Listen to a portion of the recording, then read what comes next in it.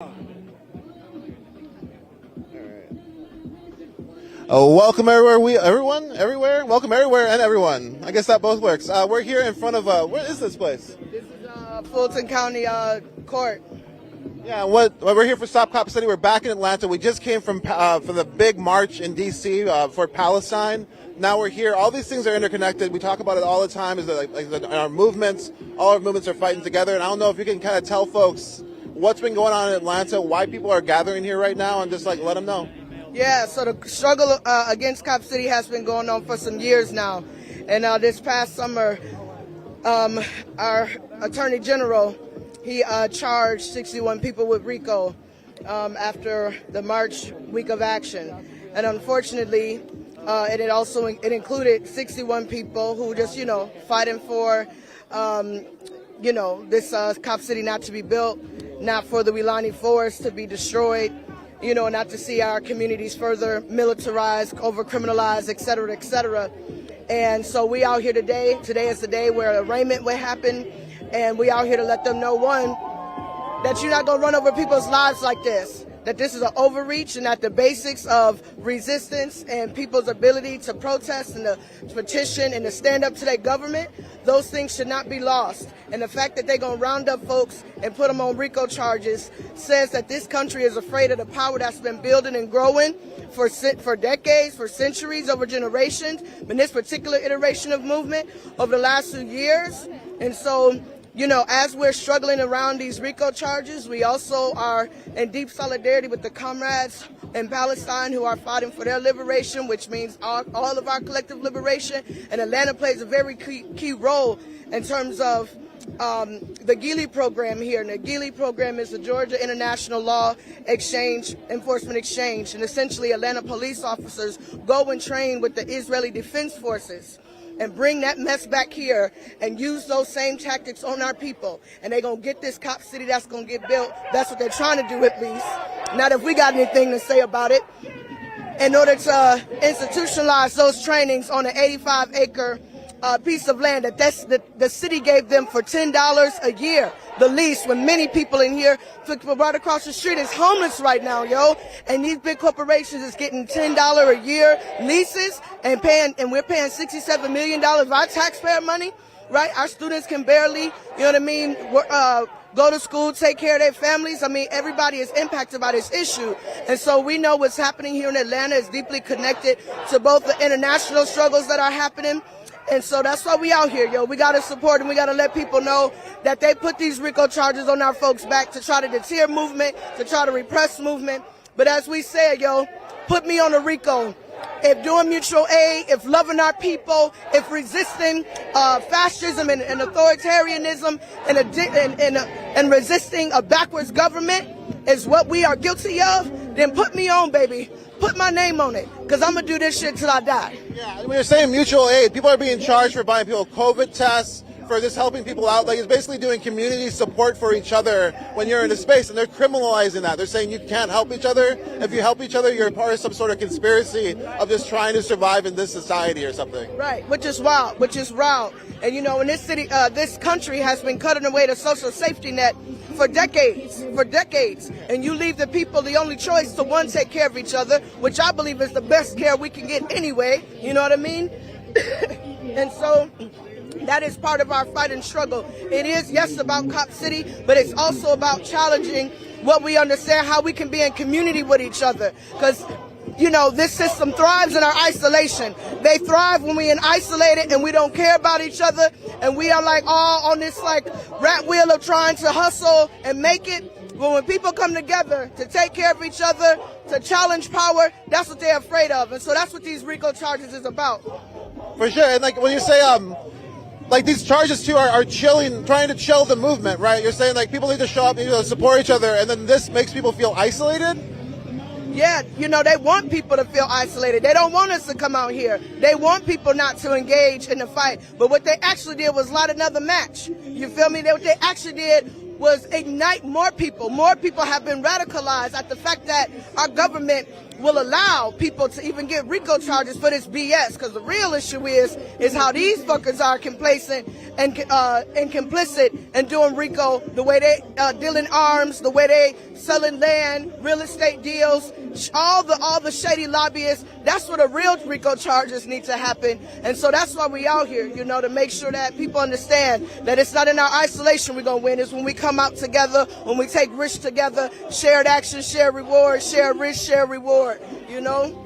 Yeah, and then the Cop City too, like they're training to control city blocks, or what is the training that's going to go on in there? What do you think the final goal is? Yeah, well, you know, we have the goals that they say, and part of their goals is to increase the morale of police. Literally, they've said, we're going to build this thing, our police need a morale increase. But I'm like, yo, you talking about maybe 1,500 people? But you got thousands of people living in this city whose morale are young people, the suicide rates, the people who are getting evicted, the people who can't find jobs. That's what we should be concerned about, the morale. But what we know to be true is that they intend to build this facility, and they're going to have a pretend apartment complex, a pretend nightclub, and all these they're literally building a fake city to learn how to engage in urban warfare training tactics, which is part of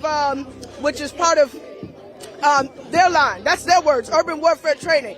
That is their words, not ours. But we know that experience. I know that experience very personally. I got my ass beat by the police in 2014. I know it very clear. And so that's what we're up against. That's what we're up against. A little homie was just posting flyers and exposing the police who murdered Tortuguita, yo, on January 18th, murdered homie.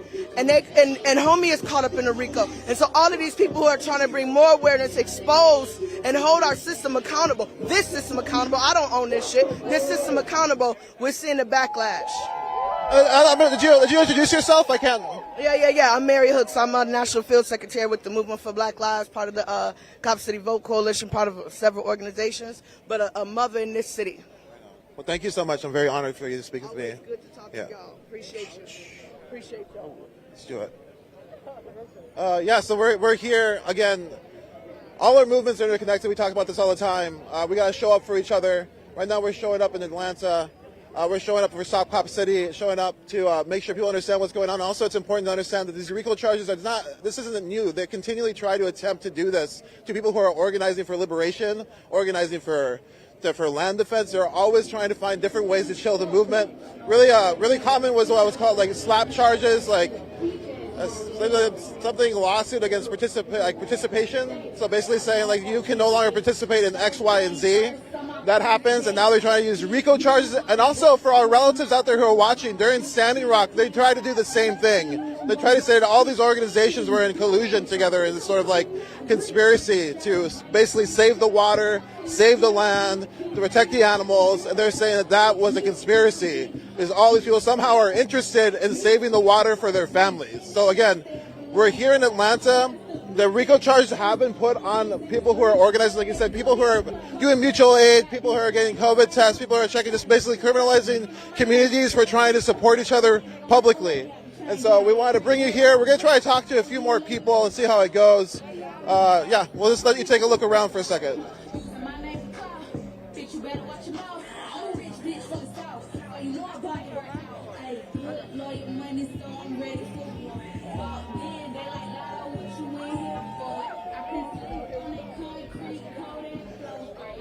Again, if you've been following our coverage too, we were here for a week of action a while ago. We were able to speak to Tortuguita's family.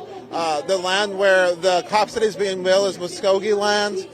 They're destroying the forest there. The forest there, again, is what was considered like one of the lungs of Atlanta. Atlanta has 4 forests around it. The forest that's being destroyed is they're walking through. It's like the one nearest like the black community. So where they chose to put this. And they destroyed that forest, so make the air, even worse. So we're gonna walk through the middle of this. Maybe we'll stay back actually, because that music's gonna ruin everything. Give me 1 second. Again, if you're watching, let us know where you're watching from. I'm gonna look at my phone a second, make sure that actually everything is working. And really excited to be here. Again, my name is Lorenzo Sedana. I'm the director of Tactical Media here at the NDN Collective. We're bringing you a little trip here. We're just in Washington D.C. now we're here, and we're going to be here all week. So if you want to, let us know what's up.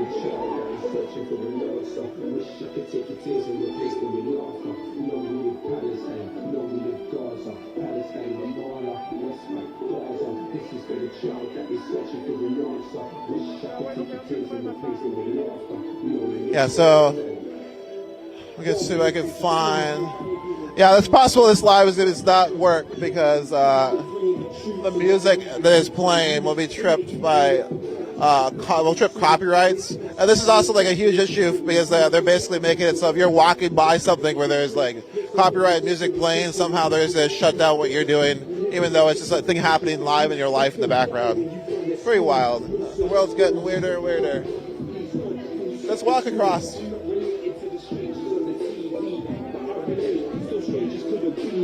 So, let's looking for a person. Let's see if I can explain this. Again, we're going to be bringing you to rallies. We're going to bring you to marches. We're also going to bring you to panel conversations. Education is important.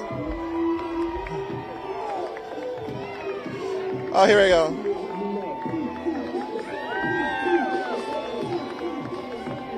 So I think that was one of the defendants. So they set up this arch.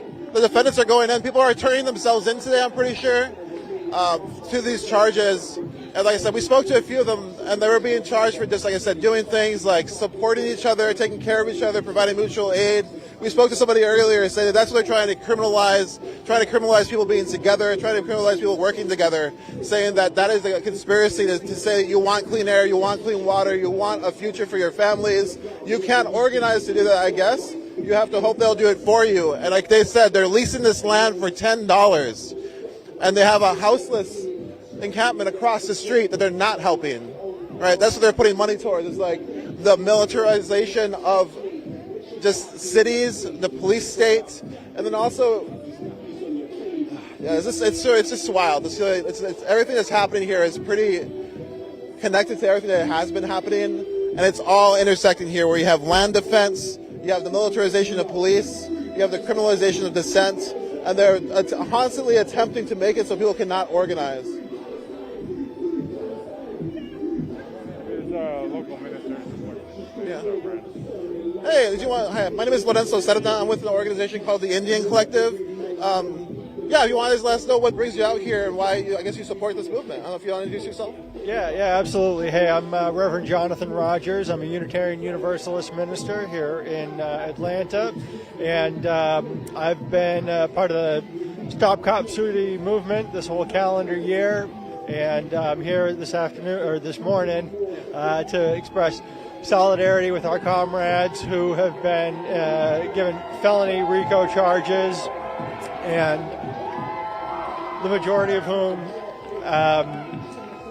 are here, all of whom are here due to draconian and anti-democratic repression by the Georgia State Attorney, by law enforcement, and the criminal justice system. Why? I guess like a person of faith, like why do you feel compelled to step into this movement, make sure people know that there's something wrong going on here? Yeah, absolutely. So, as a Unitarian Universalist, our fourth principle calls us to affirm and promote the right of conscience and the use of the democratic process, both in our communities and in society at large. And this is a thoroughly undemocratic example of repression of the people.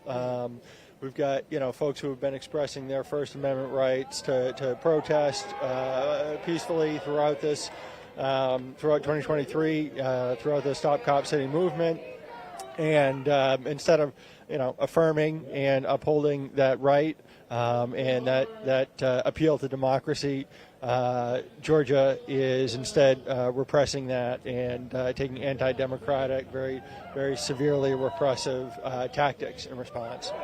So this here is the democratic process, and this is what they're not going to allow to happen. Yeah, exactly. This is, this is mass movement. This is people coming out and making their voices heard.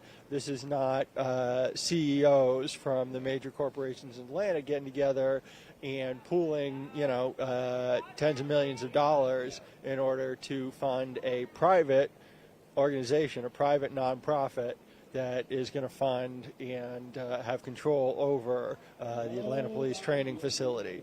That's a fascistic way of doing it, when you have the people with the money controlling the means of power, controlling the police forces, controlling the use of violence. This is a democratic process where we've got, the population, the mass movement, the people without the violence who are showing up and who are expressing themselves peacefully and who are acting on behalf of their communities instead of on behalf of their shareholders. Well, thanks for talking to me. I'm going to try to get into this, see if we can hear it. But thank you so much for those words. Thanks for taking the time. All right, we're going to try to move over here to this rally that's going on. You can see they're all armed with little AR-15 short barrels. My existence may be hard to deal with as a black trans woman. Most people don't notice that, but that's real. I will not be ignored. None of us will be ignored. And we will not be gaslit into believing that all these things are okay. We're trying to evolve past abuse. We're trying to evolve past the cycle. And they got to end. Because the possibility that people could experience this,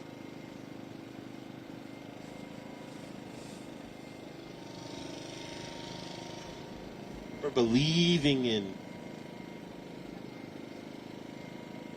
their potential to be with each other as humans, looking at each other, and not as a number,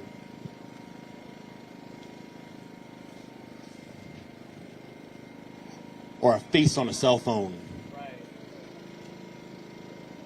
Thank you for being here and being present. May you all have a blessed day, and may we all have a blessed day, and may we all have peace within our hearts, knowing the truth that, for one, we're innocent, for two, we deserve to be alive. Who shut shit down? Who shut shit down? Stop Cop City! Stop Cop City! Stop Cop City! Stop Cop City! From the river to the sea! From the river to the sea! Palestine will be free! From the river to the sea! Palestine will be free! Stop Cop City! Stop Cop City! Stop Cop City! Stop Cop City! All right, y'all, we're going to open up the space again to let our friends, our families, our loved ones keep entering the courthouse and show that we support them. All right?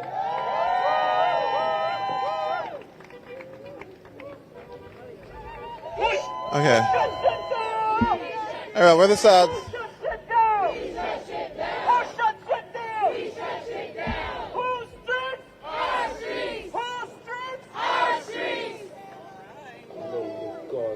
All right, so we're going to move back to the arch, I think. Looks like they're going to be moving again.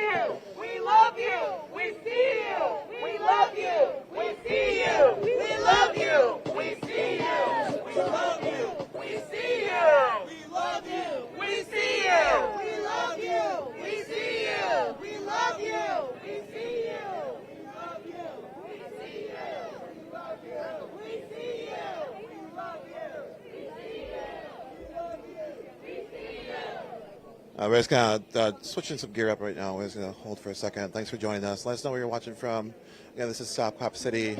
Ongoing mass movement. You heard us speak to some people saying that, like, what's going on here is, like... All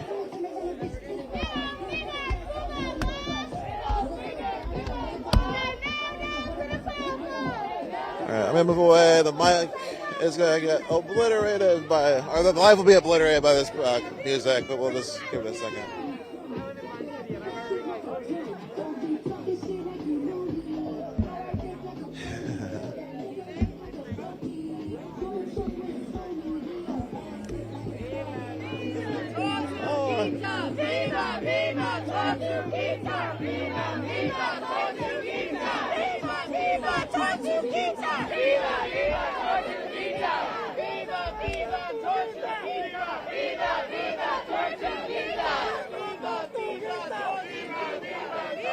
Yeah, if you're looking, yeah,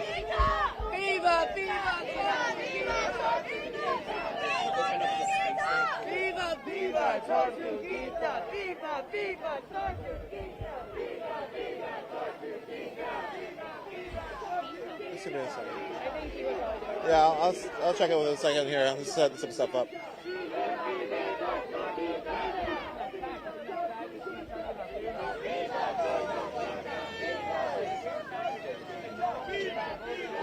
All right, Pochantin Viva Vida Torta Gita. Again, if you look through our, we'll be dropping these links throughout the week. Torta Gita was a queer person of color who was murdered by the police. It's really a gruesome way that person was murdered by the police. Definitely look into that. We have interviews and explanations of how that happened. I'm not going to recount them right now, but we'll make sure to drop those links, and so you can learn about that if you have not heard about what happened. As the first time, I guess they call it resistor, justice, whatever, land defender, like in the United States, murdered.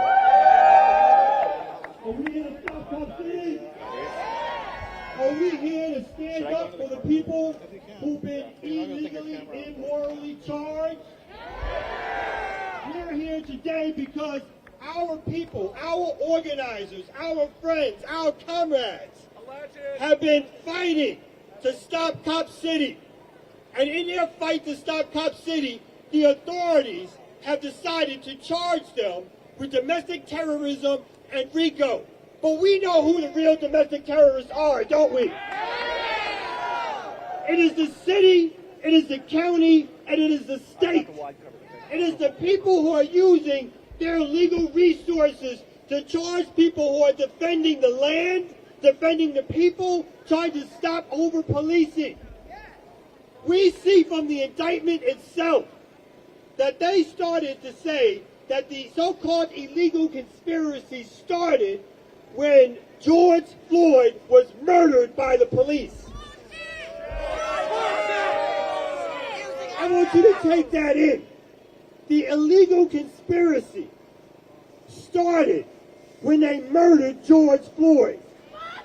It did not start when we found out about Cop City, which were months later.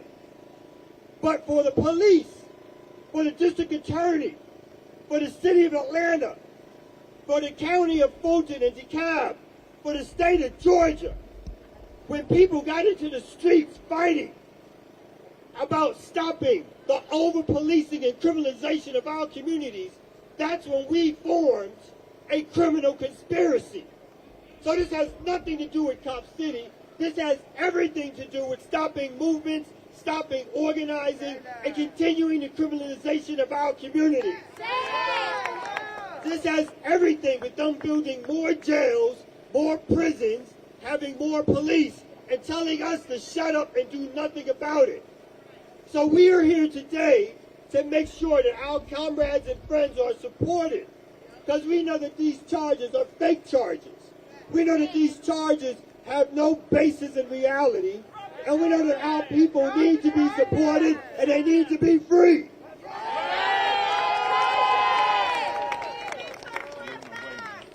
Our people are people who are arrested defending the forest.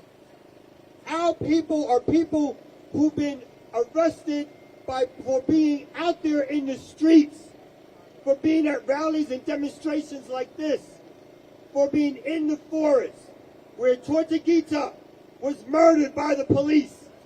And let's never forget that fact. Let's never forget that fact. The first environmental organizer activist killed in the United States happened during the Stop Cop City movement. In a tent, cross-legged.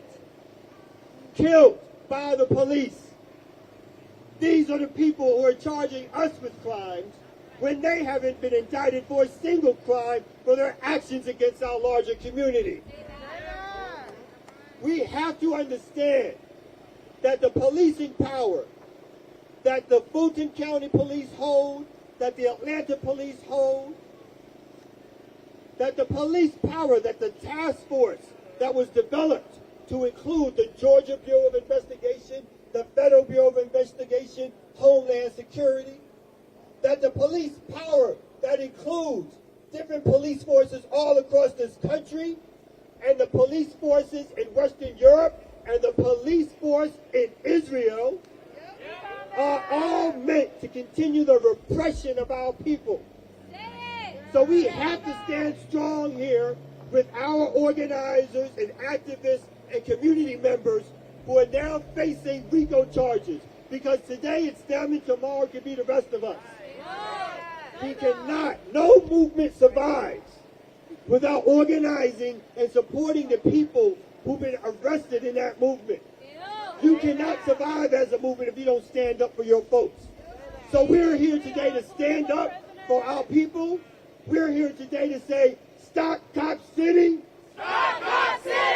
Stop Cop City! Stop Cop City! Stop Cop City! Stop Cop City! And we will be back again and again for this week of action, for a month of action, for a year of action, because as far as we are concerned, Cop City will never be built.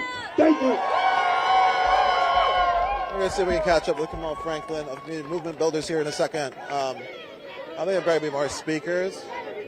Cop City will never be built. Cop City will never be built. Cop City will never be built. Cop City will never be built. What is that badge you a bitch in the head? Fuck the police. Fuck the police. What is that badge you a bitch in the head? Fuck the police. Fuck the police.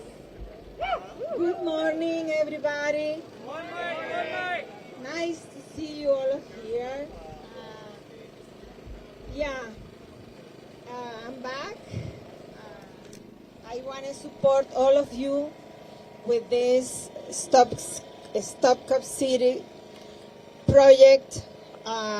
We really do this. We have to be clear why we are doing this. We are doing this because of our children and grandchildren. We are going to leave a legacy that Manuel was trying to share with everybody. All of you that know him knew that everything comes from love. Everything comes from better world. And we like all the people charged with RICO get out and continue their life, which are being very distressful and of course being following a lot, all of them. I love them with all my heart, and I send a message of Victor Puertas. He will be free soon, in the name of God. Free Victor Puertas. Free all those people that are doing nothing just to love the earth, because they love earth. We love earth. We are here caring for each other, caring for our land, our town, our neighborhood, our neighbor, because we care for our neighbor. And I care for everybody around me. I love everybody, and I like everybody to have the same opportunities. We need all to have the same opportunity. We need all to be free, to do good things. We are not doing anything wrong. Manuel was living a life caring about everybody, following the rules, because he was following the rules. He was doing nothing wrong, and he was killed in a horrible, horrible way. So we dislike that. We dislike all the murders that are being around, all the people that are suffering because all this lack of consideration and love to each other. So we are here to stand up to make a better world, to make a better neighborhood, we can take care of our neighborhood. We can take care. Why we like abolish the police or abolish the jail? Not because we like murders around. The murders are around. We like to protect our city by ourselves with a good organization, fair. I mean, we are not here. Oh no, we don't want a organization. No, we like organization, but fair organization that care for each other, that care for the poor people, that feed the poor people. We need to feed the poor people. We need to give jobs for poor people, activities for children, caring for everybody. It's not just put people in jail because they have a breakdown and they are in the street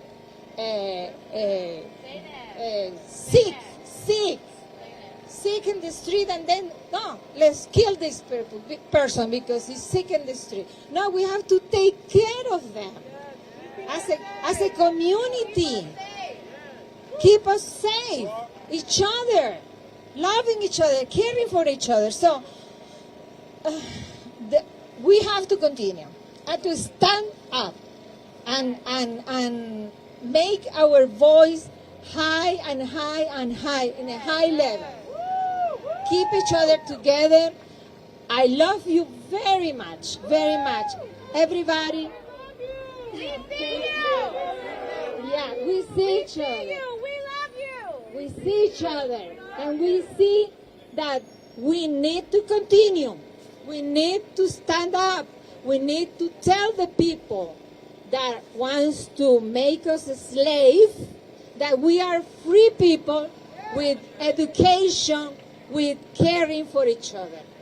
So I wish you a very good day and continue in this movement that is very important for the future of our children, not only for us, but for the future, to care for the forest, the river, and the oceans. We have to continue and spread all over the world, spread around that we need to care for the earth, protecting the nature, protecting the animals. Love you very much.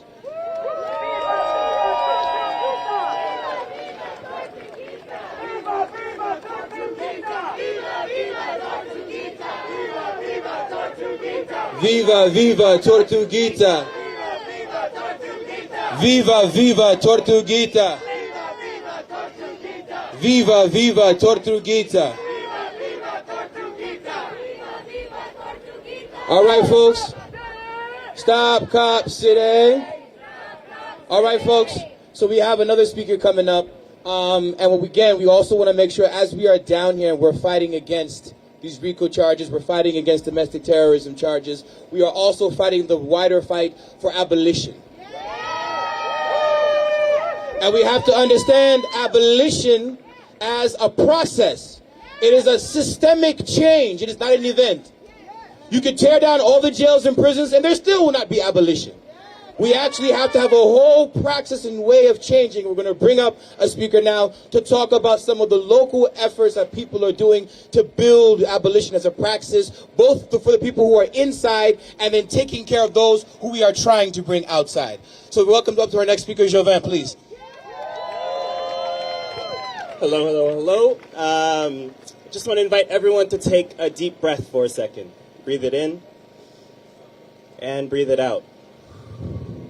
One more time, breathe it in and breathe it out. Every time you breathe today, I want you to remember how many folks are held in cages, in jails today in Atlanta, who are held before their charges are finished being completed without justice, who will be in jail for days, weeks, and years in Rice Street and around Georgia. We at the Free Atlanta Abolition Movement are working to bail folks out, to support folks, and to make sure that black mothers, black caregivers, black families do not continue to be impacted by this justice system.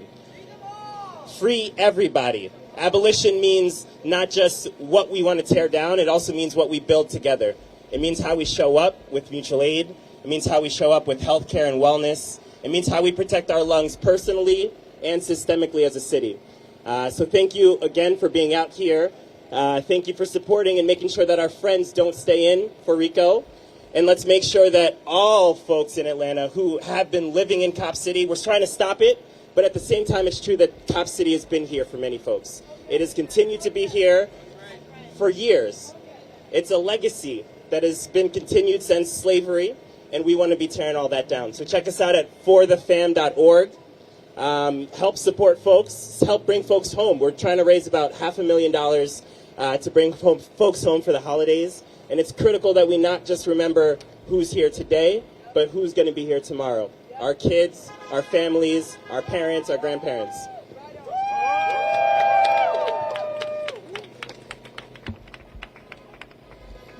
How you guys feeling? Wait, that's not loud enough. I need to hear how you guys really feel. I see there's some drama going on with some of these so-called law enforcement officers. Boo, that's right, boo, boo. They need to get out of here because these are our streets.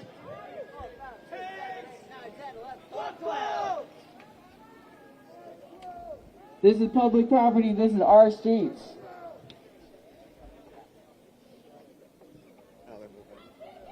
I'm gonna come back this way. So it looked like the police were trying to talk to somebody who was holding the banner. I'm not exactly sure what's going on. 412. Fun calling the sheriffs. The sidearms, like that. Looks like some motorcycle police officers, big booted.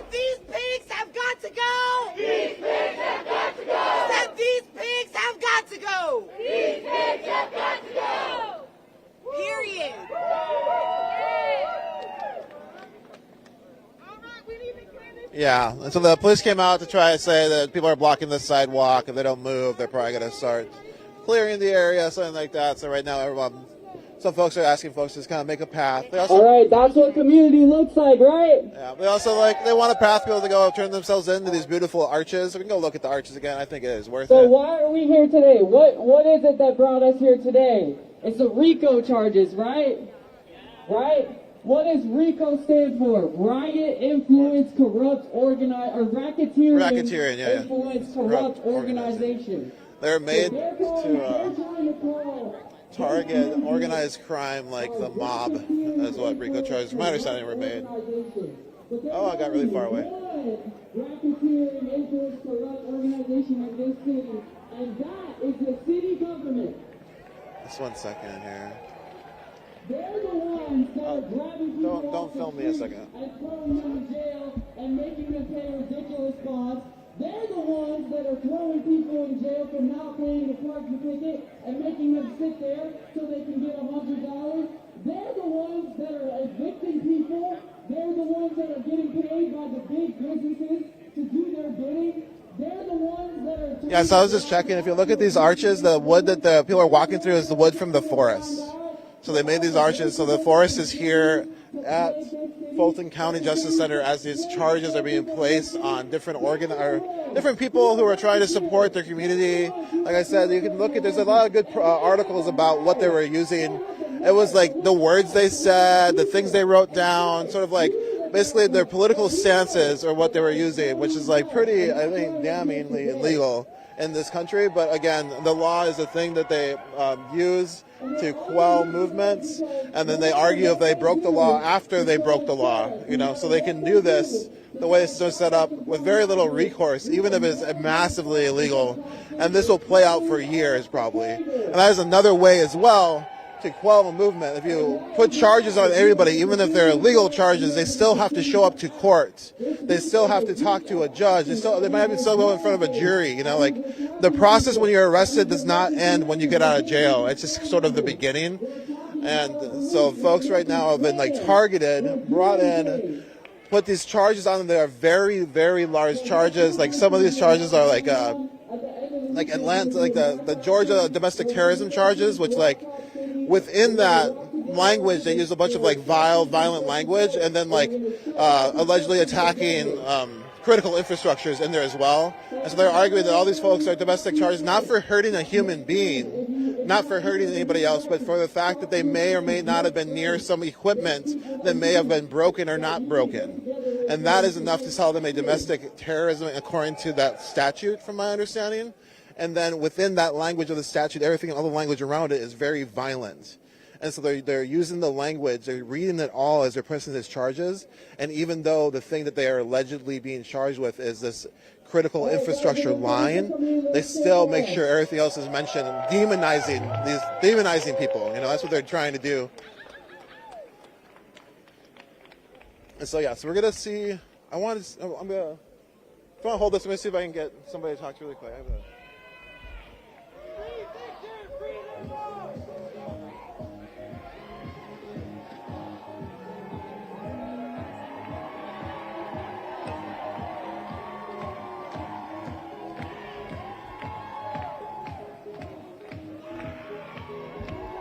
And you know, this is also something that like the movement's been talking about for a long time. You know, like they create laws saying they're trying to like quell sort of these criminals, these different efforts, but in the end, they always use them against protesters and movement people.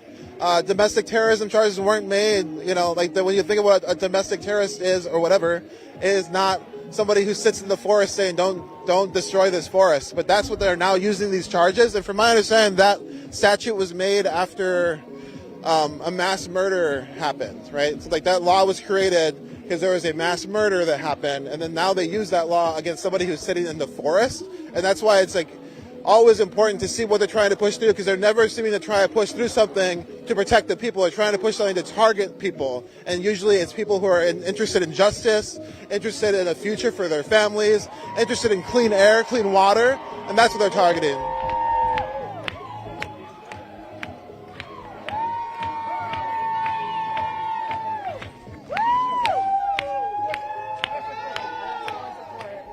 Again, that's the forest. He just walked through that person just walked through the forest. People are saying they love you. Again, these people are being forced to turn themselves into these charges. I don't know exactly what the process is for them when they get in. I'm not sure if they're being held too. It is very possible that folks are being held when this happens. We'll try to figure that out as well. Again, we're going to be here all week. We're going to be learning a lot all week together. So please, like, keep joining us. We're going to try to figure out exactly how to, like, show you what's happening here. But also, please understand that what's happening here is happening everywhere. This is just a focal point right now. But the movement is nationwide. The movement is international for freedom and liberation. And right now, we're seeing this continual targeting that is escalating here in Atlanta as people try to defend the forest, defend the Mvskoke territory, defend the trees, defend the air, the water. That just is incredible, the layers of what is being attacked by this state right now in order to destroy the forest and in order to build a facility to train police officers to take over city blocks, to take over apartment buildings, to take over, you know, when you think about what they're getting ready for is urban warfare, and you should ask yourselves why, because this is not the only cop city being built in the United States right now. Cop cities are being built nationwide. Why? Why is that happening? And why are all services being pushed towards policing? And again, not to the homeless folks across the street. This is going on in Minneapolis. houseless folks are not being supported. There's everywhere. This is going on here in Atlanta, and they're continually to fund the police state, which is the ultra funded already, right? When we talk about the police getting more funding, it isn't as though they're underfunded. It isn't as though they didn't just get a raise. It isn't as though they don't have support. It isn't as though they don't have training. Every police officer who commits a crime is the trained police officer from the last program when the last police officer committed a crime. And that is what's going on, and it's continuing to happen. So when you hear people say they need more training, what more training means is they're going to get more funding, and then they're going to route that funding to what they want to do. And the police officers are already highly trained, allegedly, and they're the ones who are doing these things across the country, ending people's lives. And yeah, it's pretty messed up. Anyways, excited to be here, thankful to be here. I'm going to see if I can grab someone to talk to. So I also want to talk about this week of action and what that really looks like. I know people are looking at, oh, there's going to be protests, there's going to be marches, there's going to be rallies, there's also going to be conversations, right? So as we're in a movement, we also have to be continually educating ourselves of what's been going on and where we want to be going, right? What's been going on, what's been happening, and where do we want to end up, how do we want to get there? And those things have to happen. Those conversations also have to happen in the movement. They've been happening here as well, right? So everything you usually see on the screens, on the streets, is usually just whatever's the most high, like whatever is the most sensational. But at the end of the day, organizing is speaking to each other, and that's what folks are going to be doing all week as well. And we're going to bring you to those conversations so you can listen with us as we learn with you. So thank you again for joining us, and I'm going to see if I can find someone to talk to about these upcoming panels and conversations.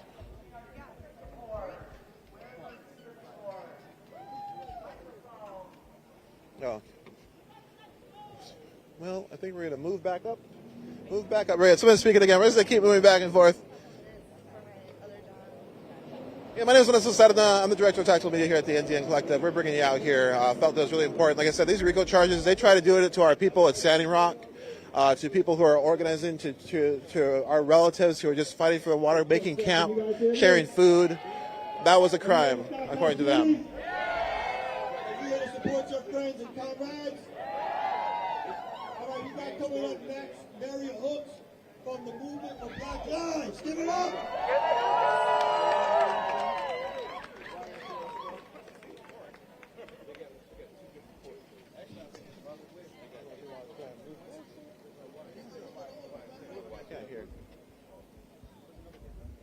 Can we move around that side? And go behind the cameras. I've come to this courthouse so many times. Whether it be for my people, like mothers who tried to get out of jail, gotten out of jail. And to see the beauty of our It's okay if we move a camera forward? the joy of our That's okay.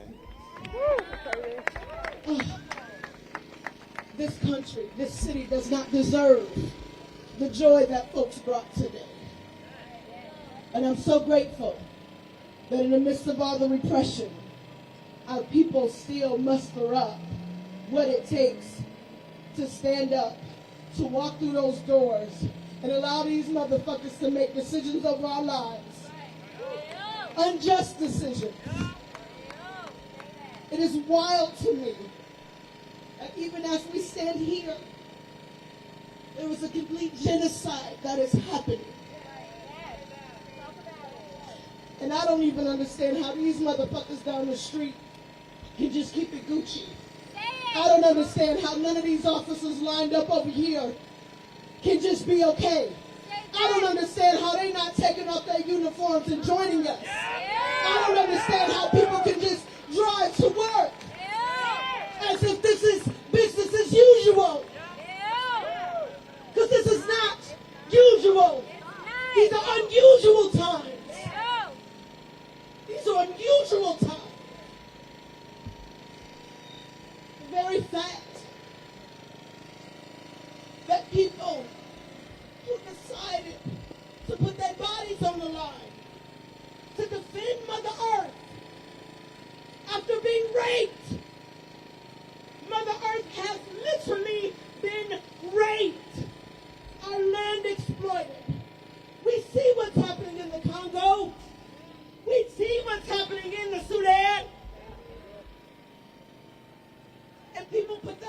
on the line. Folks slept in places that many of us would not. To do something bigger than themselves.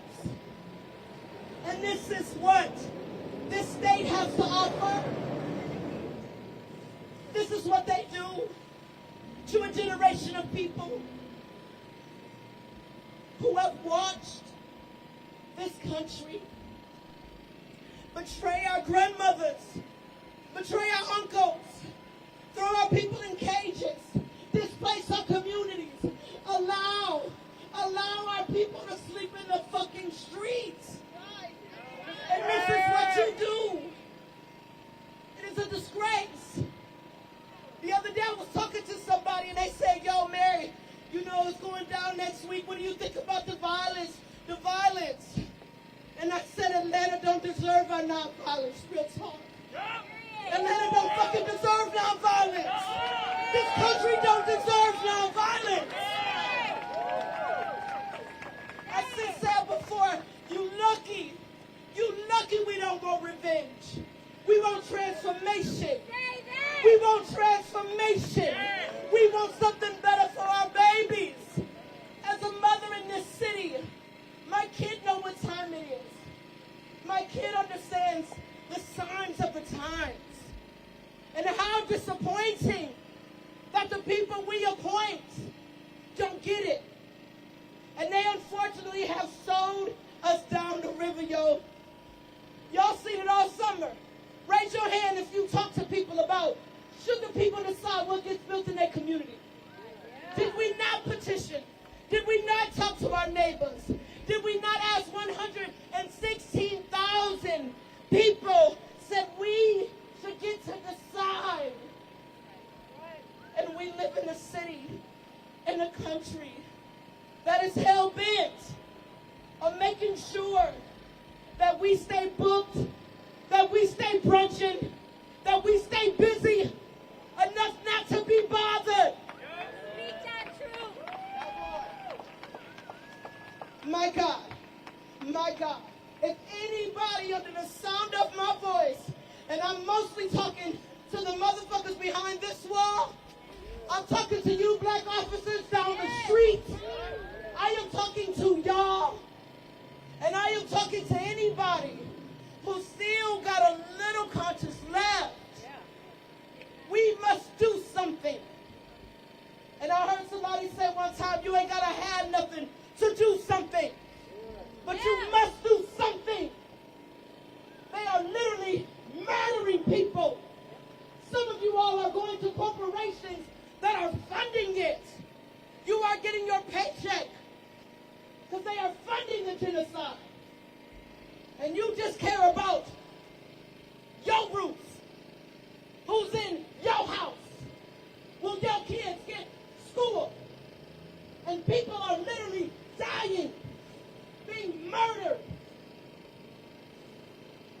I don't know about y'all, but it's hard to sleep at night.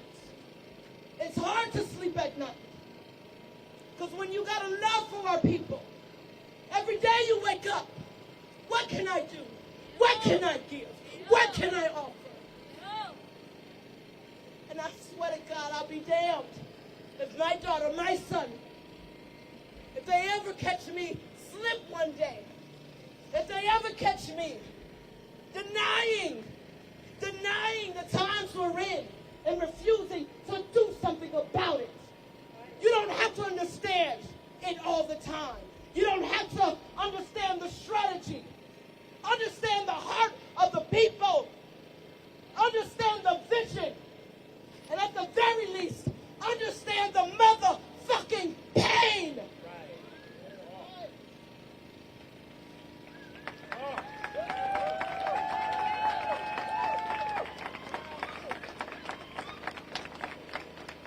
I just want to give my gratitude to all 61. To all 61 who was in this fight. But many of us, we was fighting, we was doing a lot of other shit. There's a lot going on. And folks had put all on the line. All on the line. For us. For you. for me. And they find themselves in a courtroom. Like many of our former political prisoners. Right. Many of our political prisoners still rot in cages today. And they barely let them out when there's a corner left of their lives. It is despicable.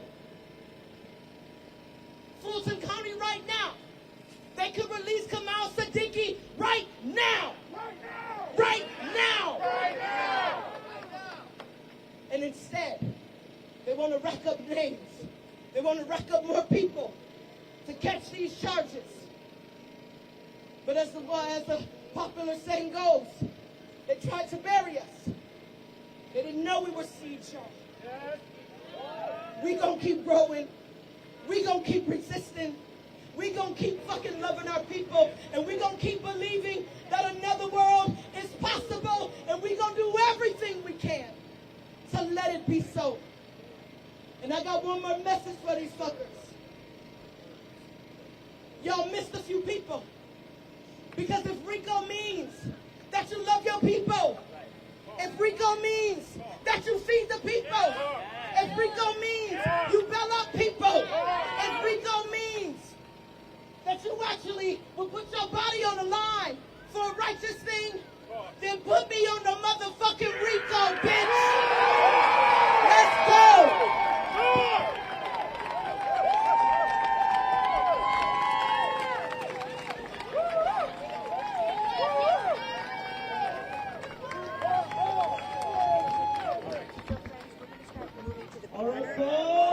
Free them all! Free them all! Free them all! Free them all! Drop the charges! Drop the charges! Drop the charges! Drop the charges! Drop All right. the floor! Yes! All right, now, so we're gonna cross the street.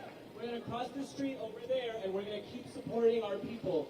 So the arraignment will begin at 10 a.m., which means that it's basically starting in a little bit. We've heard that the co-defendants have entered the courtroom, and so they are in there now. There's a live stream. I think Fox is live streaming it. There's a live stream on YouTube as well. But we'll stay here. We'll just stay across the street.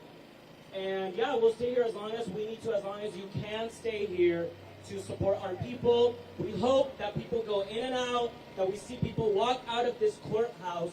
But it's likely that a lot of them will be transferred to jail because they have warrants that were taken out against them, even though they came to court. They have warrants against them. So there will be people who might be transferred to jail.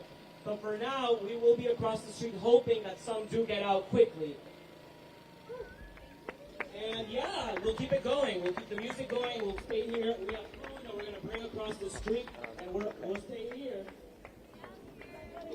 Whose street? Our street. Whose street? Our street. Whose street? Our street. Whose street? Our street.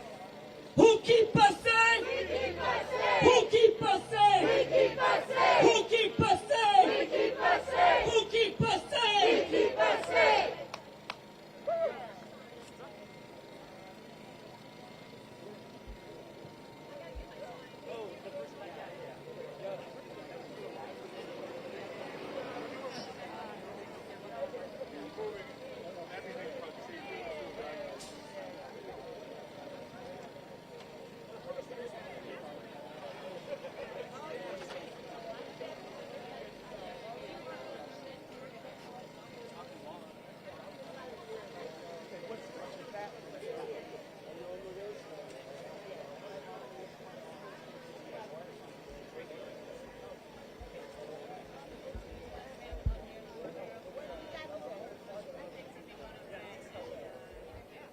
Though this fight has been happening historically for recent years, our liberation is after liberating the This is from something back in 2021. Oh, damn. Yeah.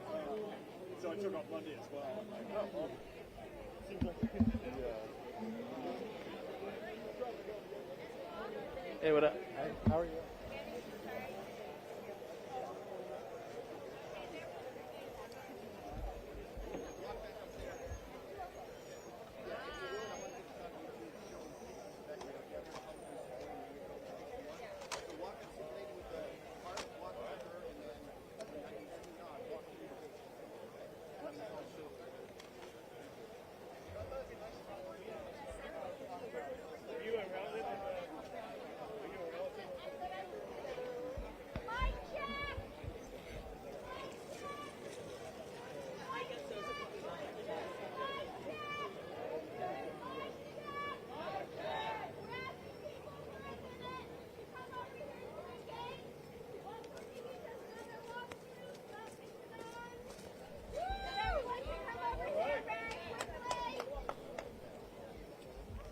All right, everybody, just trying to get some stuff together here.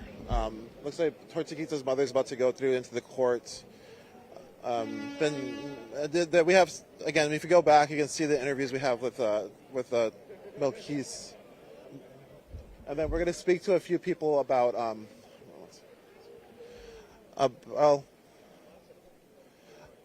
just say I wanted to talk about just the importance of education in the movement and like how this week of action isn't just actions, it's like panels and conversations and looking at history. And so we're going to speak to somebody about that. Oh, we can just do it. You want to move here? Hi, I wasn't curious. We're here to cover the week of action, and within the week of action, there's a lot of panels and conversations. So I didn't know if you could speak to like the importance of why. I think people imagine like it's just going to be marches, it's going to be actions, but like why are all these panels happening too this week? And if you want to introduce yourself. Yeah, sure. Hi, my name is Jasmine. I'm an organizer with Community Movement Builders. There will be marches, there will be rallies. We are also focusing on panels because we think it's important to engage our community about the issues that we're talking about around abolition, around alternatives to public safety, around how we can really activate ourselves in a long-term way. And because our target is Black folks in Atlanta, we want to provide that space so it doesn't feel like we're asking people to just show up, chant for a bit, and go home, but to really get into like the nitty-gritty of what are we building and how can they plug in. And like what are we building? Like, people talk about like stopping funding the police, abolishing the police, but like you're also talking about building safety, right? Like you're still going to be safety. You want to speak to that a little bit? Absolutely, yeah. I think fundamentally we know that the police don't keep us safe, right? We ask people in our community, can you reflect on a time when you called the cops and they helped you? Nobody can really do that, right? And when people point to what keeps them safe, they talk about affordable housing, they talk about mental health support, they talk about youth after school programs. Cops not doing that, right? And so that's all a part of a generative conversation around like if we had control over our communities, what would we need to keep us safe, and what are the institutions that we already rely on that do some of that work, right? That respond when people are in crisis, because it's not the police, it's each other. And so, yeah, I like to bring this up because I feel like people forget that organizing is really just talking to your community and talking to each other, right? I mean, do you want to speak to the importance of just talking to each other? Absolutely. I think, people believe and they take action when information is coming from someone that they trust. And so part of organizing is being a part of a community, being trusted in your community as a source of information, as someone who is willing to kind of walk through the process of what do we need to build together to hold space for those ideas to come from community. And that's what this week of action is all about, is really amplifying the voices of Black people here in Atlanta who have been saying time and time again that they don't want Cop City, that they don't want more money for the police, and have been being ignored, and to really draw to attention the fact that folks in Atlanta understand that these Black politicians, these Black corporate leaders are not serving our best interests, and that we are the community and we have a right to self-determination. Right on. And then, what was your name? What time you to Jasmine Burnett with Community Movement Builders. Right on. And I don't know if you can show us this shirt. Oh yeah, put me on the Rico. Put me on the Rico. It says, and then it says mutual aid, solidarity, wearing black. All the things listed in the indictment, right? So you people in there got domestic terrorism charges because they were related to the Solidarity Fund, right, which was doing mutual aid projects, which had a bail fund to get folks out of prison and folks out of jail, right? All of these things that we do to build community, they've criminalized so that they can clamp down on our movement and spend however much money it costs to have these bogus-ass cops out here standing around looking dumb. So, yeah. Well, thank you so much for talking to me. Yeah, that's on. Yeah. We'll see you all week. We're going to move. We're going to try to get one more interview, I think, and then we're going to probably take this down. Just wanted to bring you here as the start of the week.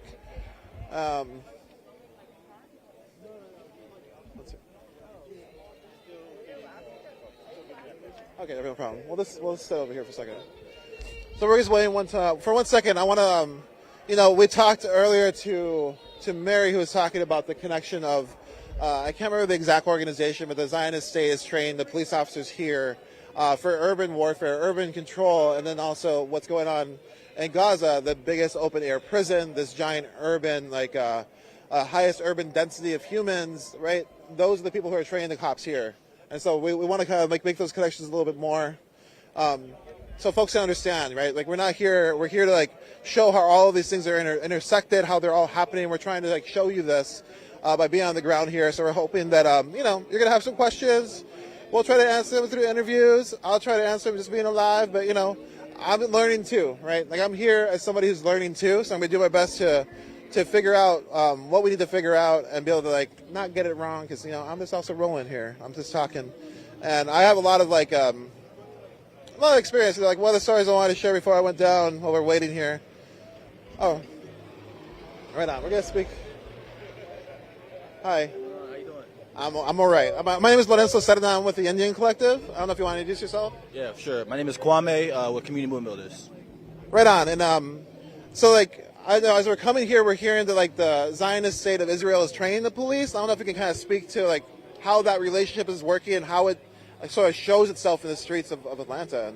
Yeah, absolutely. I mean, I think there's a lot of ties, right? There's a program called the Gilly Program, and the idea is that you have Atlanta Police Department police officers that are being transported over to Israel to train with the IDF, right? The Israeli police, the Israeli military, and then they share tactics, right? So they share tactics that APD uses to brutalize and police and surveil black folks here in the United States and poor people here in the United States, and then they give those tactics to the Israeli police forces, and Israel gives the tactics of how they police, surveil, and murder Palestinians over to the Atlanta Police Department to export those practices over here. As a matter of fact, we talk about Cop City. One of the direct parallels between Cop City with Atlanta and Israel is that a lot of people don't know this, but there's actually a mock town a mock Gaza town that the Israeli forces use to practice their militarized urban warfare tactics. That's the same type of thing that they're trying to build here in Atlanta, right? So this is a direct parallel between the practices that are going on in Israel to the practices that are going on here in Atlanta. Another one is Operation Shield.